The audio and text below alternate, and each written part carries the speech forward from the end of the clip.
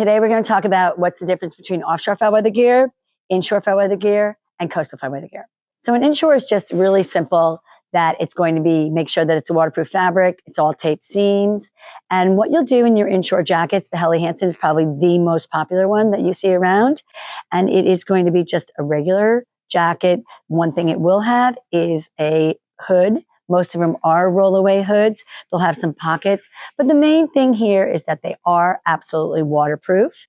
And you're going to have different types of fabric they're made of. So some will be more waterproof than the others. And really the waterproofness is always in the beginning, but it's really the durability and the length that the product stays waterproof. But very simple, simple pockets. Just make sure you're dry.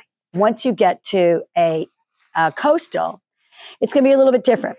Most coastal pieces like to be long.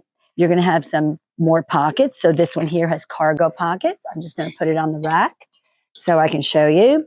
This one has cargo pockets, as well as hand warmer pockets down here.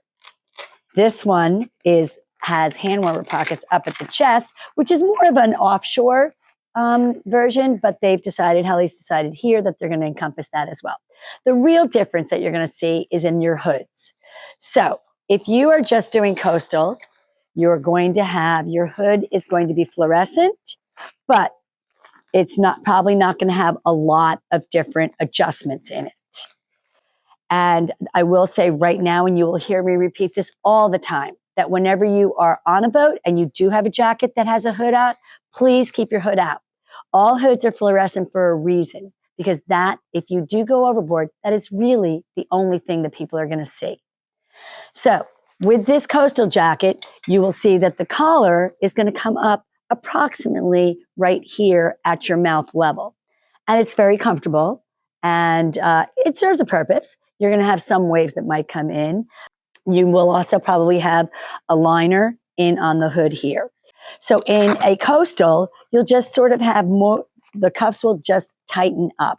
Once we get to offshore, you will see that there's multiple cuffs in order to prevent waves from coming in to your jacket as you're wearing it on that piece. And now we're going to go to a real offshore jacket. Here's the big difference. See that collar? It's now going to come up so that it hits you here. In this one, it is a zip-away collar. And so here is your hood. Once again, always have this out.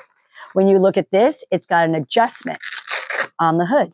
So if you're a short person like me, and I had a collar and I put this jacket on, there's a good chance that hood, my hood would come up and over my eyes. So this adjusts it so I can now bring it back and it adjusts to me. It's going to have even more adjustments here along the side. So then you can scrunch your hood down. So we know when you're offshore, sometimes conditions are not, I'm going to say, favorable and even sometimes fun. But that is what the hood is about. This will also have a nice shield that goes over your nose. So this shield actually goes like this. My hood comes down. So at that point, if I was in like the Southern Ocean or it was really big waves, I might even wear goggles so that the purpose being is when a wave comes up and hits you, and that way you don't get it on your face. You're being protected. You can still see. So it's for much, I would say, harsher conditions on that one. You can see here that the length of the jacket is a little bit longer. So when you're offshore, a lot of times you want to be able to make sure that your jacket comes down to here. So when you are on watch and you're sitting in the cockpit or you're sitting on the rail if you're racing, you have some double, I'm going to call it double protection. So you have your bibs on, but then you also have the length of your jacket. Or if you are in the tropics, you may just only want to wear a jacket because it is so warm. You're like, okay, my legs can get a little bit wet, but I want to stay dry from here. You are going to see a lot of reflective. So we've got reflective here at the shoulders. And remember that your hood doesn't have reflective on it, but it is that neon yellow. So that is what they can see when you're being spotted with either a light, a searchlight, or whatever. These pockets have fleece in them. And that is because there are a lot of times when you are offshore, even doing the Bermuda race, you sit there and say at the end of June, it's going to be beautiful. Oh my gosh. it's not beautiful till you get to the other side of the Gulf Stream. And the first couple of nights out of Newport or Marion or wherever you're going to Bermuda from, it can be ding dang cold. So you have nice hand warmer pockets when you're off watch.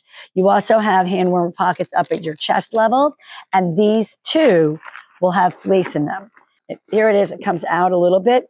And one of the reasons why it does come out, especially in your cargo pockets, is because sometimes you have to bring it out because you've gotten a waves just come right in and you want to pull this out, squeeze it, and then you can stick it back in and your thermal properties of that fleece will still work. So we mentioned earlier about the cuffs. Here's the cuff on an offshore jacket. The most important is your inner cuff. It has a fabric which is stretchy. It's an Ave-elastic type fabric, but what it does is it creates a seal against your wrist. So you can do that really tight. And that way, when you are reaching forward, if you're in the cockpit and you've got to be on a winch here and you're reaching, when your arms come forward and you're grinding the winch, waves can come right up into you and they'll try to go down your sleeve or up your sleeve. And at that point, that cuff is making sure that your sleeve and your arm will stay dry. And remember that when you do get wet, even if you got a little bit up your sleeve, what's going to happen is that moisture is going to continue to try to move up your sleeve. So you want to try to stay dry all the way around. And the best way for you to dry out foul weather gear when you are offshore is when you go off watch, pull it off, take your arms, pull them out so that the inside is exposed, and that's going to get dry. When you are wearing foul weather gear, one of the most important things is you are protecting the core of your body. So at this point, this part of your body is where all your organs are. If you start to get cold, if you start to suffer any hypothermia, what you're doing is you're drawing heat from your body. So once you start lowering your body temperature, that's when you start to get a little dizzy, start to get sleepy and lose some consciousness. So we think of foul weather gear actually as your equipment. It's part of your equipment that it is going to keep you safe and dry.